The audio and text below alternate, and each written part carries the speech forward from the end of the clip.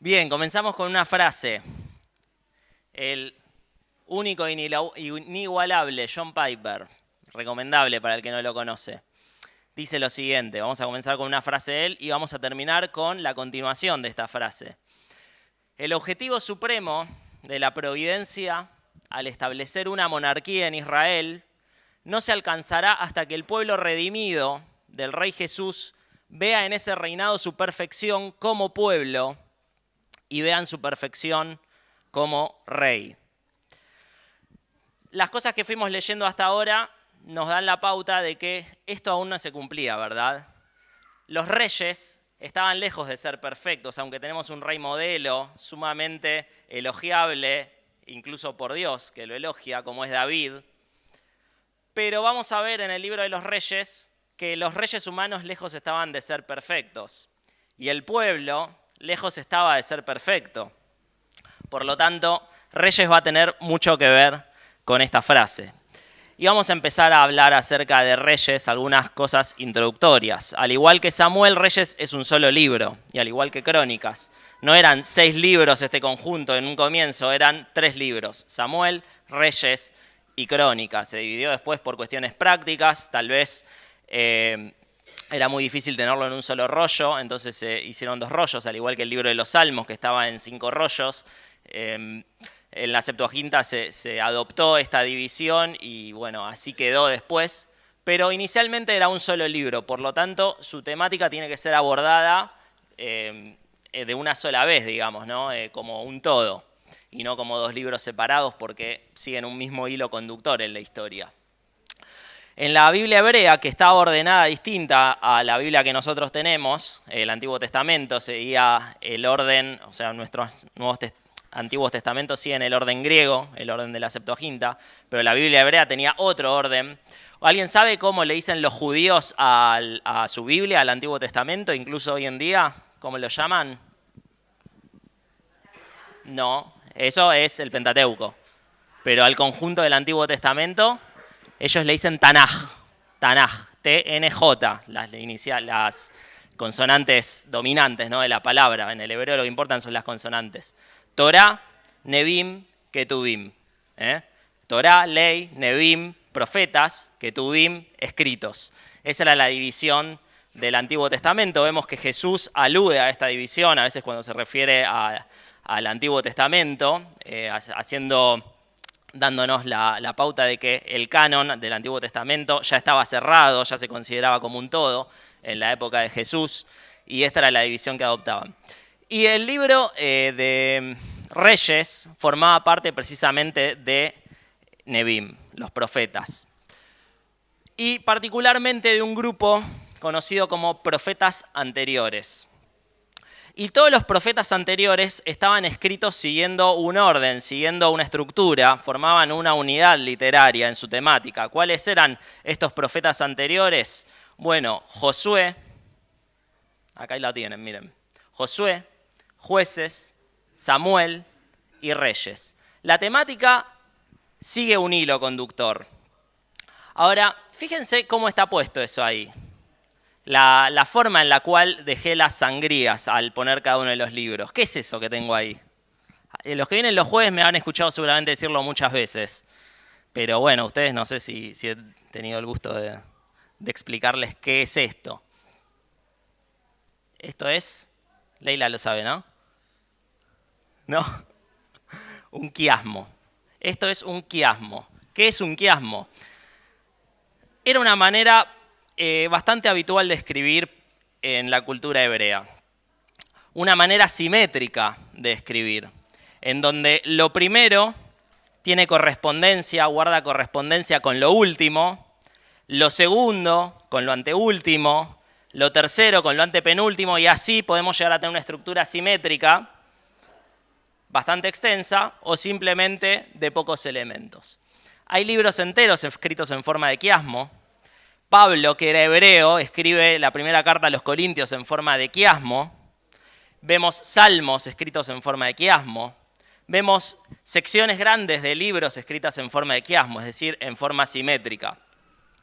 Y normalmente vamos a notar que hay una correspondencia prácticamente explícita entre los distintos elementos del quiasmo. Por ejemplo, vemos en Josué que se nos habla acerca del pueblo en un estado de obediencia y que logra la conquista del de Canaán. Y vemos, en contrapartida, en Reyes, su punto correspondiente dentro de la estructura simétrica, algo similar pero con una progresión distinta. En cambio de obediencia, ahora vamos a ver desobediencia, y ya no vamos a ver el dominio sobre la tierra, vamos a ver el exilio de la tierra, es decir, exactamente lo opuesto. Y en el medio, en el mismo nivel, vemos a Jueces y a Samuel, en donde también se presenta un contraste, dos sucesos o dos realidades opuestas. En Jueces no hay rey. En Samuel, en cambio, se establece la monarquía y se llega, hacia el final del libro, a un reino que está en orden. Jueces culmina afirmando que no había rey, por esta causa se vivía en una anarquía absoluta. Samuel termina con un reinado que está prácticamente en orden bajo el reino de David. Por lo tanto, conforman una unidad literaria que gira en torno a la figura del rey, en donde podemos ver que la idea del reino de Dios y de un rey que finalmente establezca el orden es fundamental. Y Reyes va a continuar con esta idea. Ahora hablemos un poquito del contexto de Reyes. Ya distinguimos en otras oportunidades lo que es el contexto literario del contexto de escritura, es decir, el contexto acerca del cual abre el libro y en el cual está ambientado el libro, y el contexto en el cual se escribió el libro, que no necesariamente son una misma cosa, ni una misma época, ni un mismo contexto histórico. Reyes nos narra un periodo que está comprendido más o menos por 4 siglos, 400 años, desde Salomón, el hijo de David, que asciende al trono, ni bien él muere, hasta el exilio babilónico. Ahora, hay algunas fechas a tener en cuenta.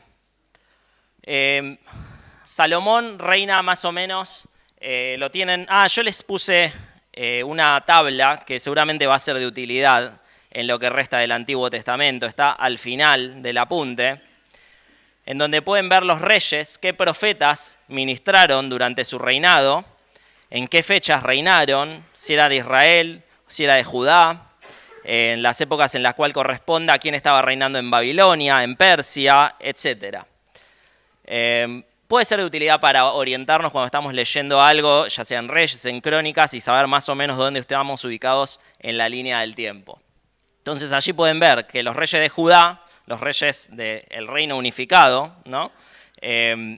Fueron primero Saúl, David y después Salomón, ¿verdad? Después de David, hasta el año 931. ¿Qué pasa después del año 931? Bueno, se produce un cisma entre las tribus de Israel. Y quedan 2 tribus al sur, Judá y Benjamín, y las 10 tribus restantes quedan al norte. ¿Qué pasa en el año 722 a.C.? El imperio asirio, que era un imperio muy importante de Mesopotamia, tal vez el hegemónico en ese momento, conquista el reino del norte, Israel, y exilia hacia Siria a los israelitas que allí vivían. Se les pierde el rastro luego, son dispersados, desaparecen prácticamente de la faz de la tierra, comienzan a mezclarse. Asiria va a conquistar la capital del reino de Israel, el reino del norte, que es Samaria, y por eso se produce una especie de casta mestiza en Samaria que después es bastante menospreciada por los judíos en tiempos de Jesús. Acuérdense, por ejemplo, de la mujer samaritana, de la historia de la mujer samaritana. El reino de Judá, el reino del sur, sigue existiendo, tenía su capital en Jerusalén, el templo estaba en el reino de Judá, pero en el 612 surge una nueva potencia, que era Babilonia, conquista y derrota a Siria, y luego conquista el reino de Judá. Todo eso los que leyeron el libro seguro lo estuvieron leyendo. Entonces, este es el contexto histórico.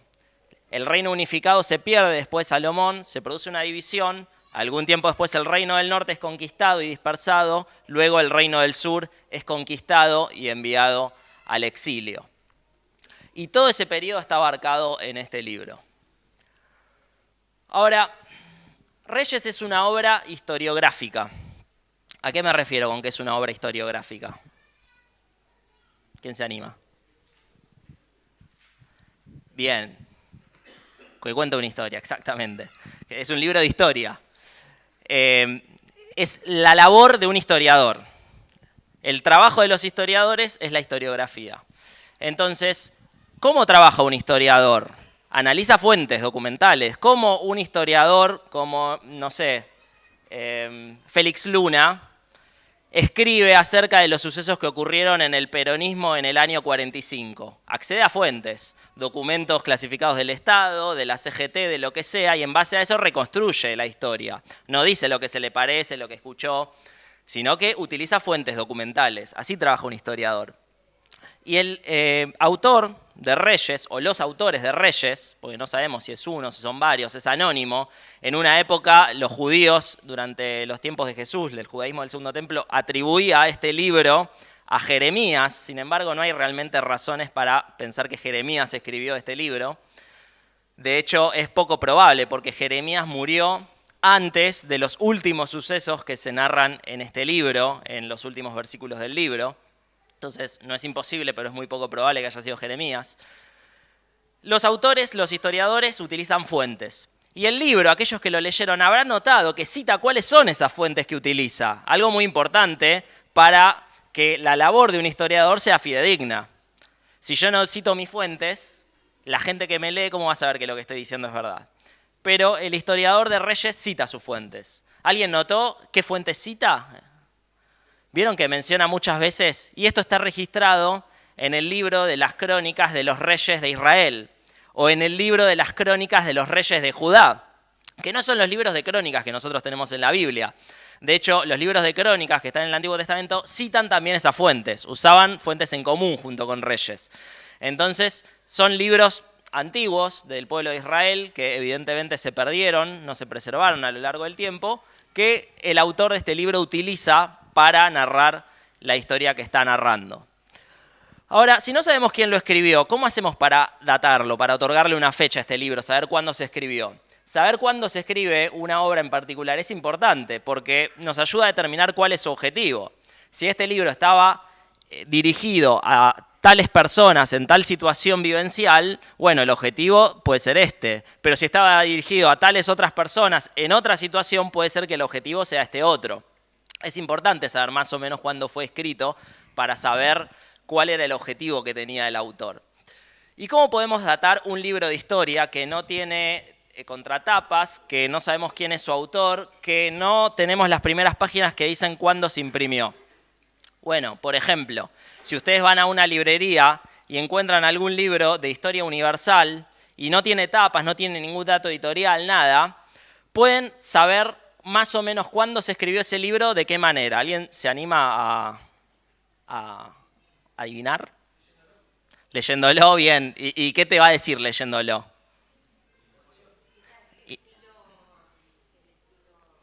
Puede ser el estilo, el vocabulario, pero hay una forma mucho más fácil y explícita. Si yo agarro un libro, por ejemplo, de historia universal, y lo leo, y cuando llego al último capítulo, y esto me pasó a mí leyendo una vez un libro de historia de la iglesia. Estaba leyendo el libro y mi mayor interés era conocer la historia de la iglesia del siglo XX. Y llego a un punto que no avanza más de 1850. ¿Qué pasó? El autor, evidentemente, lo debe haber escrito en esa época. No ocurría nada después de lo que él estaba escribiendo. Si ustedes agarran un libro de historia universal y llega hasta la Primera Guerra Mundial, bueno, seguramente se haya escrito antes de la Segunda Guerra Mundial. Si no, es irrisorio que no lo hubieran incluido, ¿verdad? Bueno, podemos saber cuándo se escribió este libro viendo cuáles son los últimos sucesos que narra. ¿Cuáles son los últimos sucesos que narra? El exilio a Babilonia y 37 años después un suceso que ocurre durante el exilio, que ya vamos a ver. No narra lo que ocurre algunos años después, más o menos 40 años después de eso, que es el edicto de Ciro para que Israel, cautivo de Babilonia, regrese a Jerusalén, ni narra el regreso de Israel a Jerusalén. Hechos sumamente importantes en la historia del pueblo. Si no nos los narra, debe ser porque aún no habían ocurrido. Conclusión, lo debe haber escrito durante el exilio, antes de que se produzca el edicto de Ciro y antes de que el pueblo vuelva a Israel. El exilio duró más o menos 70 años, o más bien exactamente 70 años. Por lo tanto, más o menos en el año 40 en adelante debe haber sido escrito este libro.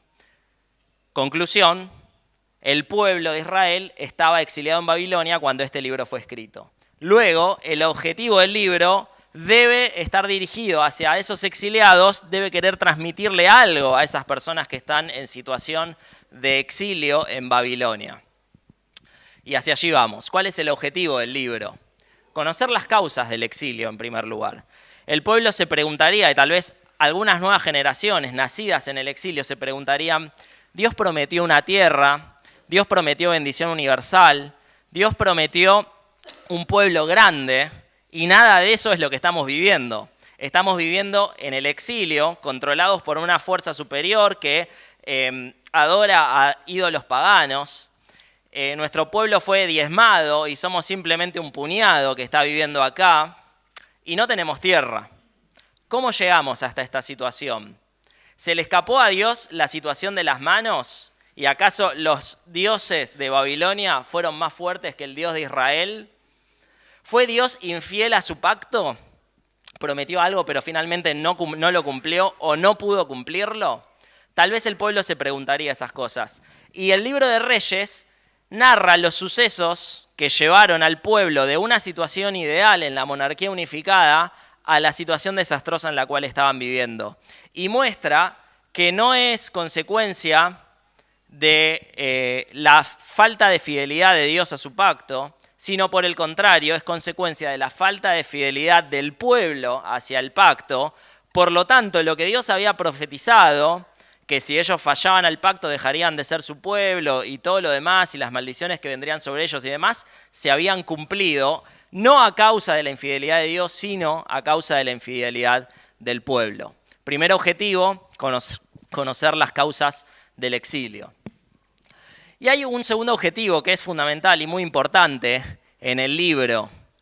Ustedes recuerdan que el pacto davídico, el pacto de Dios con David, que vimos en 2 Samuel capítulo 7, prometía que el trono de David sería confirmado eternamente por medio de un sucesor de David, del linaje de David, que se sentaría en ese trono para siempre, ¿verdad? Un reino que no se acaba nunca, un reino perfecto del linaje de David. Ahora, para que eso ocurra, se necesita una condición fundamental. El linaje de David tiene que seguir, ¿verdad? Se prometió que un heredero de David ocuparía el trono, pero ¿qué pasa si matan a todos los herederos de David?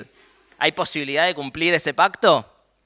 El libro de Reyes nos muestra que el linaje de David sobrevive. El linaje de David, a pesar de que todo el reino del norte fue dispersado y les perdimos el rastro, a pesar de que en el reino del sur todos fueron exiliados, algunos escaparon a Egipto, otros fueron llevados a Babilonia, aún así y en esas condiciones adversas, Dios preserva el linaje de David. Y esto es fundamental, es esencial al mensaje y al objetivo del libro. ¿Qué transmite el libro? ¿Cuál es su objetivo? Todavía hay esperanza. Ese es el mensaje del libro. No está todo perdido, todavía hay esperanza. Vamos entonces al contenido. Vamos a leer acá algunas cosas. Asumo que muchos de ustedes quizás no pudieron leer Reyes, así que vamos a tratar de hacer un bosquejo más o menos general. Es un libro muy extenso y decir todo lo que contiene este libro y abordarlo sería quizás una labor que nos llevaría todo el año de la escuela bíblica, pero bueno, vamos a bosquejarlo al menos. Se puede dividir en 5 secciones fundamentalmente el libro. La primera sección comienza con el reino de Salomón, los capítulos 1 al 11. Vemos allí en los primeros 2 capítulos que se organiza la ascensión de Salomón al trono. Vemos que Salomón es entronizado, es nombrado por su padre como rey.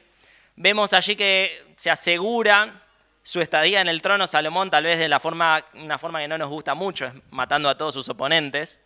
Pero bueno, allí está, sentado en el trono, el heredero de David. Y se nos presenta toda la situación como una situación ideal, idílica, casi edénica. Casi como estar en el paraíso, casi como estar en el jardín del Edén, donde habitamos una tierra en paz, en donde la presencia de Dios se hace manifiesta, en donde reina el orden, y el pacto parece una vez más estar así nomás de consumarse.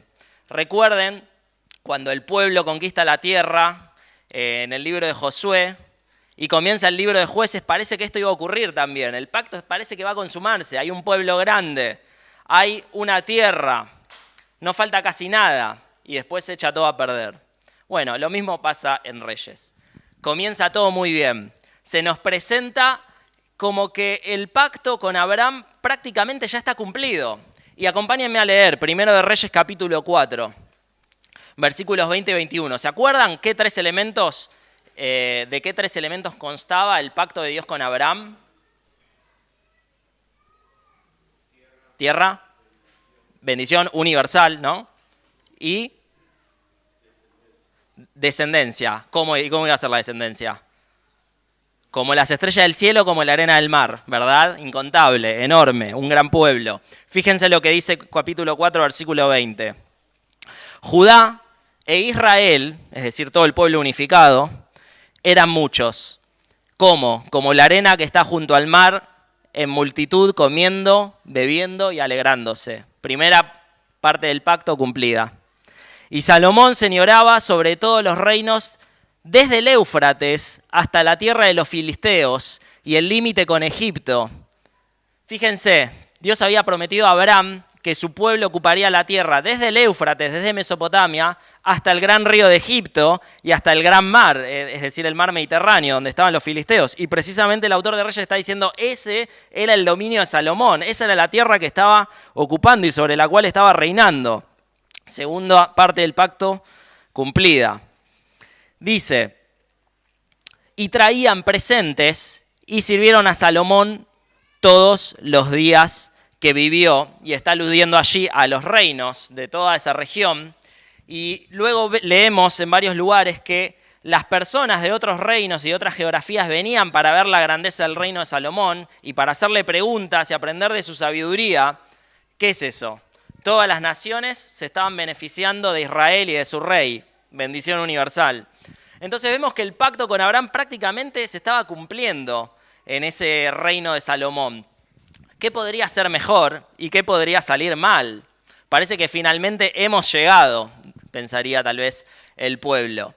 Vemos que Salomón construye el templo que Dios le había prometido a David en 2 Samuel 7, y el templo era el lugar en el cual habitaba Dios. La presencia de Dios estaba habitando en medio de su pueblo y ellos podían ver y manifestar su gloria. Por lo tanto, la situación era ideal. Tenemos una situación similar a la del jardín del Edén. Dios habita en medio de su pueblo, abunda la bendición, no hay nada de qué preocuparse. Pero nuevamente, al igual que en el Edén, las cosas se van a echar a perder. Y Salomón falla como rey. Y esto, ustedes recordarán, lo leímos el otro día, Deuteronomio capítulo 17, pueden buscarlo, vamos a leerlo, releerlo. En Deuteronomio capítulo 17 se anunciaba, se profetizaba o se ordenaba por boca de Moisés cómo debía ser el rey que reinara sobre el pueblo cuando estuvieran establecidos en la tierra prometida. Y fíjense lo que dice versículos 14 al 17. Cuando hayas entrado en la tierra que Jehová tu Dios te da y tomes posesión de ella y la habites y digas, pondré un rey sobre mí como todas las naciones que están en mis alrededores, ciertamente pondrás por rey sobre ti al que Jehová tu Dios escogiere. De entre tus hermanos pondrás rey sobre ti. No podrás poner sobre ti a hombre extranjero que no sea tu hermano. Y fíjense, algunas condiciones que debía cumplir. Pero él no aumentará para sí caballos, ni hará volver al pueblo a Egipto con el fin de aumentar caballos, porque Jehová os ha dicho, no volváis nunca por este camino. Ni tomará para sí muchas mujeres, para que su corazón no se desvíe, ni plata, ni oro amontonará para sí en abundancia. Acompáñenme ahora de nuevo a 1 de Reyes, capítulo 4, versículo 26. Además de esto, Salomón tenía 40.000 caballos en sus caballerizas para sus carros y 12.000 jinetes. Primera condición para el rey, Salomón falló. Capítulo 11, versículo 3.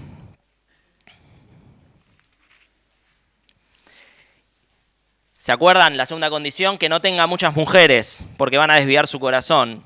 Primero Reyes 11:3 dice, y tuvo 700 mujeres reinas y 300 concubinas, 1000 mujeres. Y sus mujeres, ¿qué hicieron? Desviaron su corazón. Capítulo 10, versículo 14 al 29. La segunda condición la falló y la tercera, que no acumule riquezas para sí. Capítulo 10, versículos 14. Dice, el peso del oro que Salomón tenía de renta cada año era 666 talentos de oro. Sin lo de los mercaderes y lo de la contratación de especias. Bueno, y sigue hasta el versículo 29 prácticamente, o hasta el 25, relatando las tremendas riquezas que tenía y cómo acumulaba riquezas Salomón. Tercera condición, había fallado también. Por lo tanto, Salomón no era el rey ejemplar que Dios quería para su pueblo. No se parecía a su padre David, que tenía un corazón conforme al corazón de Dios. Y se nos narra que Salomón hizo cosas buenas, particularmente pidió sabiduría a Dios y las personas se asombraban de su sabiduría, pero el corazón de Salomón estaba desviado de la voluntad de Dios. Falló como rey. ¿Y qué hace Dios en consecuencia? Primero Reyes 11, 26, 40. Dice, también Jeroboam, hijo de Nabat, efrateo de Sereda, siervo de Salomón, cuya madre se llamaba Serúa, la cual era viuda, alzó su mano contra el rey. La causa por la cual éste alzó su mano contra el rey fue esta. Salomón, edificando a Milo, cerró el portillo de la ciudad de David su padre, y este varón Jeroboam era valiente y esforzado, y viendo Salomón al joven que era hombre activo, le encomendó todo el cargo de la casa de José. Fíjense, aconteció pues en aquel tiempo que saliendo Jeroboam de Jerusalén, le encontró en el camino el profeta Ahías silonita, y éste estaba cubierto con una capa nueva, y estaban ellos dos solos en el campo. Y tomando Ahías la capa nueva que tenía sobre sí, la rompió en 12 pedazos, y dijo a Jeroboam, toma para ti los 10 pedazos, porque así dijo Jehová Dios de Israel, he aquí que yo rompo el reino de la mano de Salomón, y a ti te daré 10 tribus.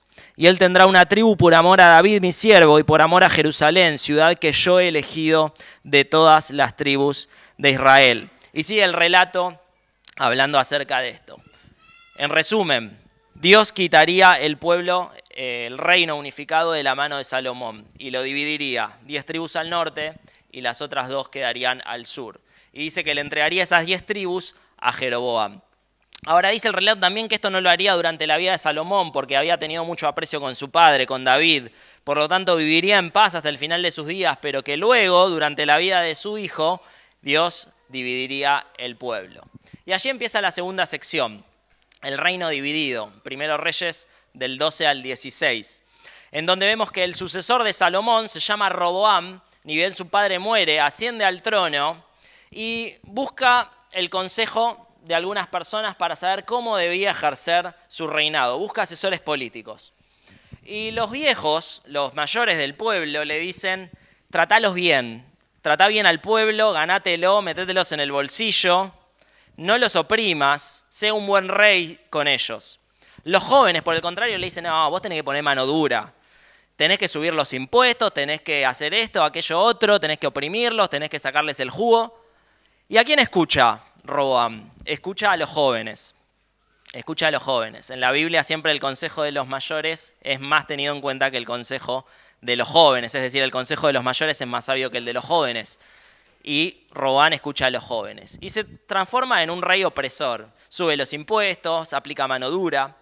Entonces Jeroboam, que había escapado, a quien este profeta había ungido para gobernar el reino del norte, organiza una rebelión en contra de Roboam. Se produce ahí una especie de lucha civil entre las tribus y finalmente se divide el pueblo. 2 tribus al sur, 10 tribus al norte. Ahora Jeroboam no era un santo precisamente. Jeroboam empieza a pensar políticamente y tenía un gran problema. Para el pueblo de Israel, para los israelitas, los hebreos, era muy importante el templo. Era muy importante tener un templo, un lugar específico en donde ofrecían sacrificios, en donde la gloria de Dios se manifestaba. Y eso estaba en Jerusalén. Y Jeroboam, que establece como capital la ciudad de Samaria, no tenía un templo.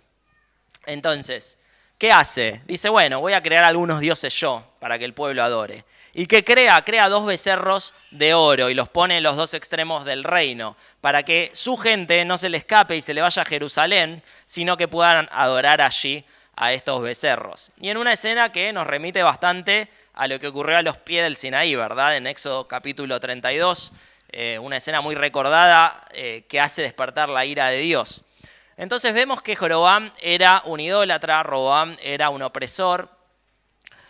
Y vamos a la segunda sección entonces, donde ya está la parte troncal del libro y donde se nos narran, propiamente hablando, la historia de los reyes. Y se nos narra la historia de los reyes del norte y del sur, aunque en el libro de Reyes hay un énfasis puesto en los reyes del norte, tal vez en Crónicas un poco más en los reyes del sur. Y se nos va planteando una cronología de estos reyes, que es la que se puede reconstruir, que está en la última página del apunte, de qué reyes gobernaban simultáneamente en uno y en otro lugar, y se nos dan años como buena obra historiográfica que es, y se nos enumeran 20 reyes de Judá, es decir, 20 reyes del sur, y 20 reyes de Israel, 20 reyes del reino del norte. Y mientras van contando la historia de cada uno de estos reyes, el autor va haciendo una evaluación crítica del reinado de cada uno de los reyes. ¿En base a qué parámetros los examina, los evalúa y los clasifica? ¿Era el rey fiel a Dios? ¿Cómo lidia este rey con la idolatría? ¿Él es un idólatra? ¿Qué hace con la idolatría del pueblo? Estas son las cosas de las que se preocupa el autor. ¿Guarda el pacto? ¿Es fiel al pacto con Dios o es infiel al pacto con Dios? En base a eso, emite su veredicto el autor. Uy, no se ve bien. Bueno, en mi computadora entraba bien el cuadrito. Debe ser que algo se desconfiguró. 20 reyes de Israel, los 20 eran malos. Ninguno hizo lo bueno ante los ojos de Dios. De los 20 reyes de Judá, el reino del sur, 8 hicieron lo bueno ante los ojos de Dios y 12 hicieron lo malo ante los ojos de Dios. Por lo tanto, ganaba el lado oscuro, digamos. En este periodo, signado por la idolatría, por la desobediencia, por la ambición, por cosas terribles, incluso como sacrificios humanos que se instauraron en el pueblo de Dios, surgen los personajes que eran la contrapartida a estos reyes malos, y eran los profetas. Podemos definir esta gran sección más que como reyes y profetas, como reyes versus profetas, porque los profetas eran los guardianes del pacto. Los profetas hablaban de parte de Dios. Aquellos que leyeron el libro tal vez les llamó la atención que hay una frase que se repite constantemente para referirse a los profetas. ¿Cuál es? ¿Cómo la gente se refería a los profetas cuando les hablaban? Hombre de Dios, exacto. Hombre de Dios. Una identificación de que, bueno, este viene de parte de Dios. Claramente trae un mensaje de parte de Dios. Ese mensaje de parte de Dios era validado por las obras milagrosas que ellos hacían. Si viene una persona cualquiera y me dice, yo traigo un mensaje de Dios, yo esperaría que me presente algunas credenciales que demuestren que realmente ese mensaje es de parte de Dios. Y eso ocurría en ese entonces, y los profetas hacían milagros. Y vemos que al término de algunos milagros, por ejemplo, la multiplicación del alimento, del aceite y la harina que realiza Elías en la casa de una mujer que ya no tenía alimentos en épocas de hambruna y sequía, o de la resurrección de un niño, vemos que luego se dice, sé que eres un hombre de Dios, o palabras más o menos textuales, en base a lo que has hecho. El milagro acreditaba el mensaje que se estaba trayendo. Lo mismo ocurre con Jesús, por ejemplo.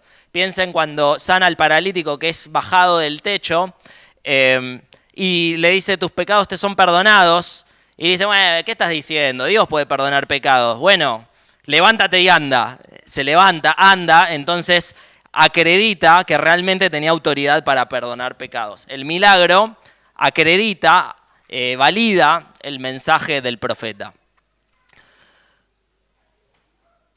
Y bueno, denunciaban el pecado de los reyes y del pueblo también constantemente, y llamaban al arrepentimiento al pueblo. Vuélvanse de su maldad, porque si no, va a caer el castigo de Dios. Es algo típico en la palabra profética.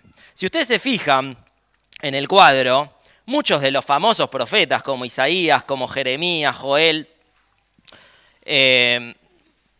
muchos de los profetas que luego tienen libros y profetizan, están ubicados dentro de este periodo. Por lo tanto, es interesante conocer lo que ocurría en el periodo para entender el porqué del mensaje del profeta, cuando después estudiemos, por ejemplo, Isaías. La figura del rey es fundamental en Isaías. Isaías habla acerca del rey que va a venir. Y no es casual, viendo la paupérrima situación de la monarquía en Judá y en Israel, que Isaías haya profetizado en ese sentido. Entonces, entender en qué contexto profetizó es muy importante. Pero bueno, allí estaban los profetas, llamaban al pueblo al arrepentimiento. Y hay dos personas que descollan en todo este relato, que claramente son Elías y Eliseo. Son, por así decirlo, los dos grandes primeros profetas que ejercen este oficio. Vemos grandes milagros que ellos hicieron. Vemos cómo Elías derrota a los profetas de Baal en el Monte Carmelo. Vemos que Baal, que era el dios de la tormenta y el dios del fuego, es incapaz de traer fuego para prender un sacrificio, y en su lugar Dios trae fuego. Entonces vemos la supremacía del Dios de Israel sobre la supremacía de los dioses paganos. Y vemos algo muy importante en este libro, y es que la palabra profética siempre se cumple. Las palabras de advertencia, de castigo y de maldición que se enuncian en el libro en boca de los profetas finalmente se cumplen. Por lo tanto, la palabra profética de Dios siempre se cumple. Ese es un tema central en este libro.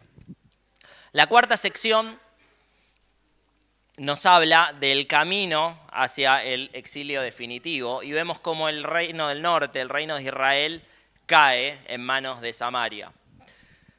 Dios entrega, de Asiria, perdón. Dios entrega al pueblo, a los asirios, a esta gran potencia. ¿Por qué? ¿Porque Dios no tenía poder para protegerlos de los asirios? No, como consecuencia de la idolatría y de su pecado. Vamos a leer 2 Reyes, capítulo 17.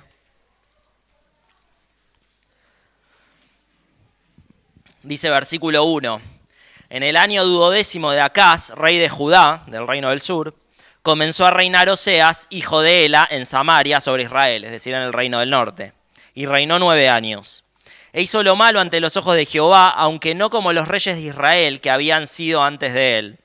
Contra este subió Salmanasar, rey de los asirios, y Oseas fue hecho su siervo y le pagaba tributo.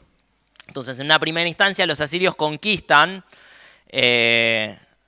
Israel, pero no lo destruyen, los hacen tributarios. A ellos les convenía que le paguen impuestos.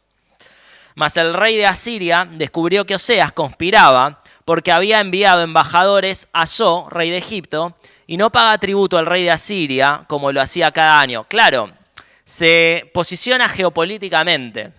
Vieron, hoy en día los países chicos se ponen de un lado.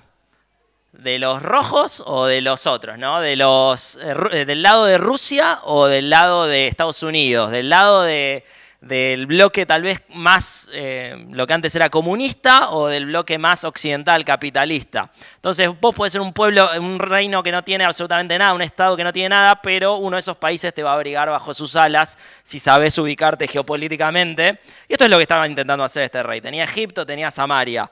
Este me está pidiendo impuestos, tal vez aquel me da más beneficios. Bueno, me voy con el lado de Egipto. Si seguimos leyendo, vamos a ver que claramente Asiria se entera de esta cuestión y va a invadir el país. Versículo 5. El rey de Asiria invadió todo el país y sitió a Samaria, la capital, y estuvo sobre ella 3 años.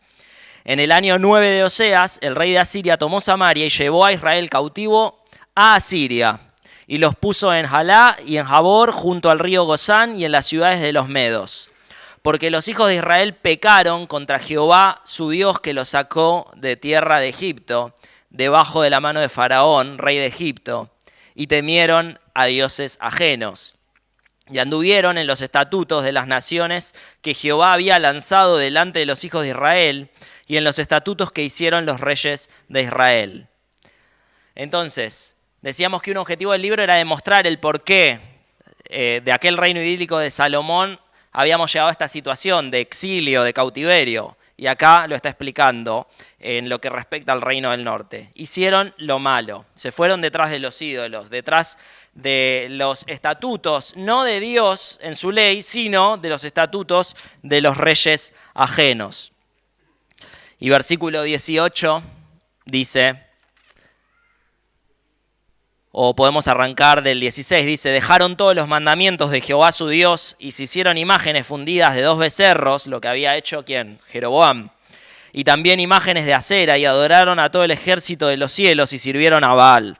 E hicieron pasar a sus hijos y a sus hijas por fuego, es decir, sacrificaban a sus hijos, algo que era típico de los paganos. Y se dieron a adivinaciones y agüeros y se entregaron a hacer lo malo ante los ojos de Jehová, al igual que Saúl se habían entregado a la necromancia, provocándole a ira. Jehová, por tanto, se airó en gran manera contra Israel y los quitó de delante de su rostro, los borró del mapa. Y no quedó sino solo la tribu de Judá, el reino del sur. Llegamos a un punto en el cual el reino de Israel ya no existe, solo existe el reino de Judá. Y finalmente termina el libro de Reyes. ¿Y cómo termina? Con el exilio babilónico. Capítulos 18 al 25 de Segundo Reyes. Allí se nos narran historias de 2 reyes que fueron buenos y que son muy recordados. En primer lugar, Ezequías, vamos a leerlo, capítulo 18, versículo 1.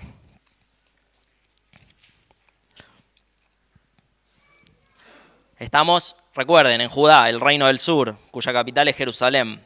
Dice, en el 3er año de Oseas, hijo de Ela, rey de Israel, en el norte, comenzó a reinar Ezequías, hijo de Acaz, rey de Judá, en el sur. Cuando comenzó a reinar, era de 25 años, y reinó en Jerusalén 29 años. El nombre de su madre fue Abí, hija de Zacarías. Hizo lo recto ante los ojos de Jehová, conforme a todas las cosas que había hecho David su padre. Está claro, no era hijo directo de David, pero era descendiente de David. Él quitó los lugares altos, es decir, los lugares donde se adoraban a ídolos, y quebró las imágenes, y cortó los símbolos de acera, e hizo pedazos la serpiente de bronce que había hecho Moisés, la cual evidentemente ahora estaban idolatrando. Porque hasta entonces le quemaban incienso los hijos de Israel, y la llamó Neustam. En Jehová, Dios de Israel, puso su esperanza. Ni después ni antes de él hubo otro como él entre todos los reyes de Judá. Porque siguió a Jehová y no se apartó de él, sino que guardó los mandamientos que Jehová prescribió a Moisés. Y Jehová estaba con él, y a donde quiera que salía prosperaba. Él se rebeló contra el rey de Asiria, aquella potencia que quería subyugarlos, y no le sirvió. Hirió también a los filisteos hasta Gaza y sus fronteras, desde las torres de las atalayas hasta la ciudad fortificada. Entonces tenemos Ezequías, un rey que sabe cómo lidiar con la idolatría y retornar el culto hacia el Dios de Israel y cómo honrar los mandatos del Dios de Israel. Y tenemos a Josías, 22, 1 y 2. La historia es más larga, pero vamos a leer solo esos versículos. Dice, cuando Josías comenzó a reinar era de 8 años, fíjense, y reinó en Jerusalén 31 años. El nombre de su madre fue Jedida, hija de Adaía de Boscat. E hizo lo recto ante los ojos de Jehová y anduvo en todo el camino de David su padre, sin apartarse a derecha ni a izquierda. La historia de Josías es muy recordada, se narra mucho en la escuela dominical, y es aquel que, haciendo una remodelación en el templo, encontró los rollos de la ley, y al leerlos se dio cuenta de que estaban haciendo absolutamente todo mal. Fueron confrontados con esos rollos de la ley, fueron leídos ante el pueblo se confrontó ante la lectura de los libros de la ley y todos se dieron cuenta que estaban haciendo lo incorrecto delante de los ojos de Dios, por lo tanto se empezó a obedecer nuevamente la ley de Dios. Eso es lo que hizo Josías. Por lo tanto, reyes que restituyeron el correcto culto a Dios y la correcta obediencia a la palabra de Dios. Ahora, en el medio de estos dos hubo uno que fue el peor de todos, que fue Manasés, hijo de Ezequías precisamente. Y vamos a leer versículo 21, 1 al 7. Dice, de 12 años era Manasés cuando comenzó a reinar, y reinó en Jerusalén 55 años. El nombre de su madre fue Epsiba. E hizo lo malo ante los ojos de Jehová, según las abominaciones de las naciones que Jehová había echado delante de los hijos de Israel. Porque volvió a edificar los lugares altos que Ezequías su padre había derribado, y levantó altares a Baal, e hizo una imagen de acera, como había hecho Acab, rey de Israel. Acab era el gran rey malvado de Israel, que estaba junto con Jezabel, al cual se puso Elías. Y adoró a todo el ejército de los cielos y rindió culto a aquellas cosas, es decir, a las criaturas y no al Creador. Asimismo edificó altares en la casa de Jehová, de la cual Jehová había dicho, yo pondré mi mano en Jerusalén. Y edificó altares para todo el ejército de los cielos en los dos atrios de la casa de Jehová, en el templo. Y pasó a su hijo por fuego, sacrificios humanos, y se dio a observar los tiempos y fue agorero, es decir, adivino, e instituyó encantadores y adivinos, multiplicando así el hacer lo malo ante los ojos de Jehová para provocarlo a ira. Y puso una imagen de acera que él había hecho en la casa de la cual Jehová había dicho a David, Salomón su hijo, yo pondré mi nombre para que en esta casa y en Jerusalén, a la cual escogí de todas las tribus de Israel. Y no volveré a hacer que el pie de Israel sea movido de la tierra que di a sus padres, con tal que guarden y hagan conforme a todas las cosas que yo les he mandado, y conforme a toda la ley que mi siervo Moisés les mandó. Está enfatizando, ¿no?, que aquello que Dios había prometido establecer perpetuamente, este rey lo corrompió. Mas ellos no escucharon, y Manasés los indujo a que hiciesen más mal que las naciones que Jehová destruyó delante de los hijos de Israel. Habló pues Jehová por medio de sus siervos, los profetas, diciendo, por cuanto Manasés, rey de Judá, ha hecho estas abominaciones y ha hecho más mal que todo lo que hicieron los amorreos que fueron antes de él, y también ha hecho pecar a Judá con sus ídolos, por tanto así ha dicho Jehová, el Dios de Israel. He aquí, yo traigo tal mal sobre Jerusalén y sobre Judá, que al que lo oyere le retinirán ambos oídos. Y extenderé sobre Jerusalén el cordel de Samaria y la plomada de la casa de Acab, y limpiaré a Jerusalén como se limpia un plato, que se friega y se vuelve boca abajo. En otras palabras, ya está, voy a borrar a Judá y a Jerusalén del mapa. ¿Y cómo ocurre esto? Ocurre por manos del imperio babilónico, ya lo dijimos. Y está narrado en los últimos capítulos. Primero hay una deportación de la élite, no lo vamos a leer, en donde el rey de ese entonces, que era Joaquín, es llevado a Babilonia y es puesto otro rey que era tío suyo como representante de Babilonia para que atienda los intereses de Babilonia. ¿Vieron como cuando una potencia conquista o derroca a algún dictador de Medio Oriente y lo que hacen es poner a un delfín suyo, a un gobernador que le rinda pleitesía a ellos? Bueno, lo mismo había ocurrido en este caso.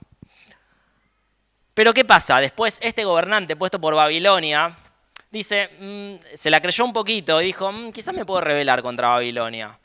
Y no le duró mucho. Entonces Babilonia se cansó y dijo, ya está, eliminamos a Jerusalén de la faz de la tierra, destruyen la ciudad. Las élites, habíamos dicho, fueron deportadas en esta segunda instancia, otros son deportados y el remanente que quedaba allí, ¿a dónde se va? A Egipto, el lugar del cual el pueblo, curiosamente, había salido por la poderosa mano de Dios. Entonces volvemos a una situación que es muy similar a la inicial, porque cuando Dios llama a Abraham para hacer un pueblo a partir de él, que estaba allí en Ur de los Caldeos, en el capítulo 12 de Génesis, en el capítulo 11 de Génesis, ¿en dónde nos quedamos ubicados geográficamente? ¿Qué hay en el capítulo 11 de Génesis? La historia de la Torre de Babel, que no es otra cosa más que la antigua Babilonia. Y ahora, del lugar del cual salió Abraham, allí de Mesopotamia, de donde estaba Babel, el pueblo vuelve de nuevo a la situación inicial. Estábamos así nomás de cumplir el pacto, pero volvemos de nuevo a la situación inicial. Y como si eso fuera poco, parte del pueblo vuelve nuevamente a aquella situación inicial tan mala en Egipto. Por lo tanto, termina el libro y nos deja esa sensación agridulce de que este pacto no se cumple nunca finalmente. Nunca llegamos a alcanzarlo.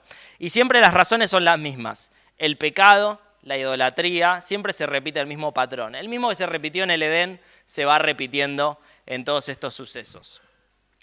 Pero hay un epílogo. Al final de todo, capítulo 25, versículo 27. ¿Se acuerdan? El rey que gobernaba cuando invadió Babilonia era Joaquín. Fue llevado cautivo a Babilonia. Era heredero del linaje de David. Y en esa situación de poca esperanza, porque Jerusalén, la ciudad de David, fue borrada de la faz de la tierra, el narrador, el historiador, introduce este pasaje que es central en el libro. Dice, versículo 27, aconteció a los 37 años del cautiverio de Joaquín, rey de Judá, en el mes 12º, a los 27 días del mes, que Evil-Merodac, rey de Babilonia, en el primer año de su reinado, libertó a Joaquín, rey de Judá, sacándolo de la cárcel. Y le habló con benevolencia y puso su trono más alto que los tronos de los reyes que estaban con él en Babilonia. Y le cambió los vestidos de prisionero. Y como siempre delante de él todos los días de su vida. Y comió, delante de él todos los días de su vida. Y diariamente le fue dada su comida de parte del rey, de continuo, todos los días de su vida. El heredero de David estaba esclavizado, estaba encarcelado, pero el libro termina con un atisbo de esperanza. Es liberado, es puesto en un lugar de privilegio, es entronizado, posiblemente se le habrá dado algún tipo de cargo de funcionario, similar al que tendría Daniel, que ya vamos a leer, y se les ha dado un lugar de privilegio en la corte del rey. Entonces, el libro termina mostrando que aún hay esperanza, no todo está perdido. Que en el tronco de Isaí, la familia de David, Isaí era el padre de David, y esta es una expresión que se usa mucho en la Biblia, ¿no? El tronco de Isaí, aún corría savia, aún estaba vivo, no estaba muerto del todo.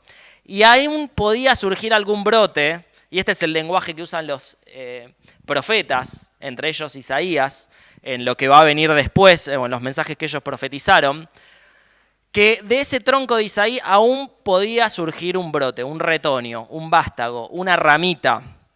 Y ese retoño, ese vástago siempre es identificado con ese rey mesiánico, heredero de David, que establecería el reino de Dios y que el Nuevo Testamento claramente va a identificar con la persona de Jesús. Entonces, rápidamente enunciamos 3 temas que son centrales en este libro. Y en primer lugar, está claro, el rey davídico. Como en toda esta sección de profetas anteriores, Josué, Jueces, Samuel y Reyes. Ruth no está ahí, ¿por qué? Ruth en la Biblia hebrea estaba en otro lado, no estaba junto con estos libros. No formaba parte de los Nebim, sino de los Ketubim, no de los profetas, sino de los escritos. En nuestro canon está metido ahí, pero no era así originalmente. Entonces estos libros, la figura del rey es muy importante y Reyes no es la excepción. Reyes continúa anhelando al rey del linaje de David y de hecho así termina el libro. ¿Y qué nos muestra el libro de Reyes? Que ningún rey humano ordinario va a consumar el pacto. Que no estaba en la potestad de ningún rey simplemente tradicional, humano, que ese pacto llegara a su cumplimiento, que el reino de Dios fuera establecido. Lo podemos ver, rey tras rey fracasa. Solo un rey perfecto iba a poder hacerlo. Y la continuidad del reino de Dios, el reino teocrático de Dios, estaba determinada por la fidelidad del rey. Y se nos está demostrando implícitamente que era importante que viniera un rey que fuera fiel al pacto, que fuera obediente a Dios. Y desde luego la mirada está puesta en el Señor Jesucristo, ¿verdad? Aunque ellos no lo entendieran así en ese momento.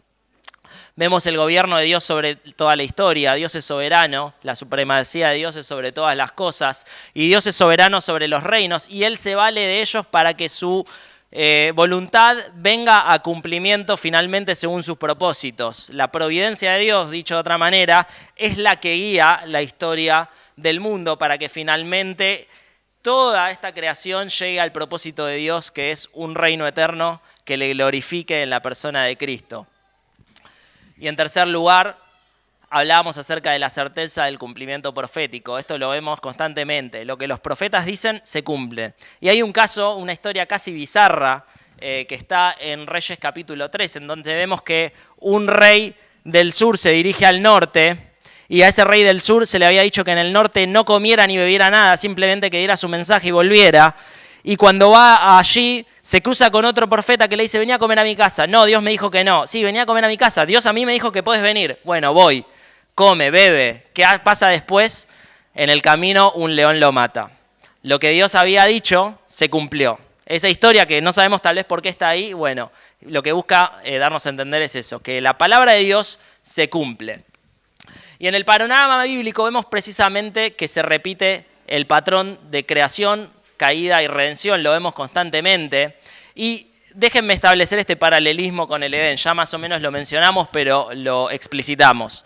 La situación inicial es casi edénica. Al igual que el reino de Salomón, vivían en paz, vivían en la tierra prometida, vivían en medio de la presencia de Dios, pero irrumpe el pecado, irrumpe el exilio. Adán es exiliado del Edén, separado de Dios, y el pueblo es exiliado de la tierra prometida. Y finalmente en ambos vemos que se vislumbra una promesa de redención. En Génesis capítulo 3, versículo 15, por medio de la simiente de la mujer, y en Reyes vemos por medio de la simiente de David. Por lo tanto, hay una alusión al Evangelio en el libro de los Reyes. Vemos que hay una incapacidad de los humanos meramente por sí mismos de alcanzar la redención, de alcanzar la consumación del pacto. Vemos la importancia de la gracia y lo vemos, por ejemplo, en la historia de Naamán. Los que leyeron sabrán a qué me refiero. Naamán quería comprar con tesoros su sanidad, pero Eliseo le dice, nada de esto que vos tenés para ofrecer me sirve absolutamente de nada. Simplemente humillate, andá al Jordán, lavate y vas a ser sanado. La expectativa de Reyes finalmente se cumple en Jesús. Y acompáñenme, y con esto ya terminamos, Mateo capítulo 11, versículo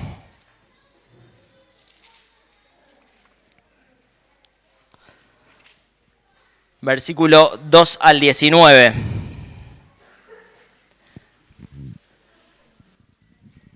Está Juan el Bautista ahí, que su vida guarda muchos paralelismos con Elías. Se vestían parecido, tenían un rol similar.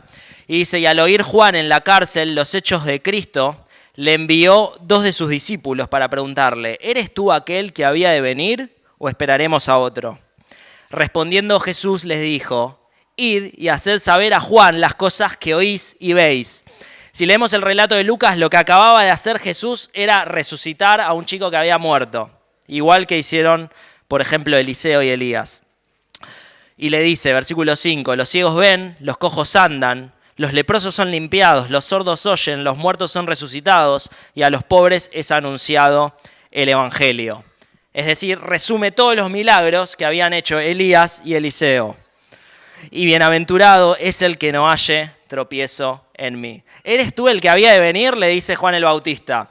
Y la respuesta de Jesús es sí, claramente. Aquel que se estaba esperando desde los tiempos de Elías y de Eliseo, aquel sobre el cual ya se veía una esperanza en el libro de los Reyes.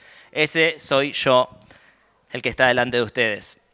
Y terminamos con esta frase que culmina con la que empezamos, de John Piper. Dice, el propósito supremo de la monarquía de Israel finalmente se cumplirá cuando Jesús se siente en el trono de su padre David y reine. No solo sobre un Israel redimido, sino sobre un reino de adoradores de todas las naciones. Y ese era el rey sobre el cual nos profetizaban todos estos libros, y ese es el rey que vino y trajo su reino, acercó su reino, y ese es el reino al cual nosotros pertenecemos si dejamos que Dios sea quien gobierna nuestros corazones.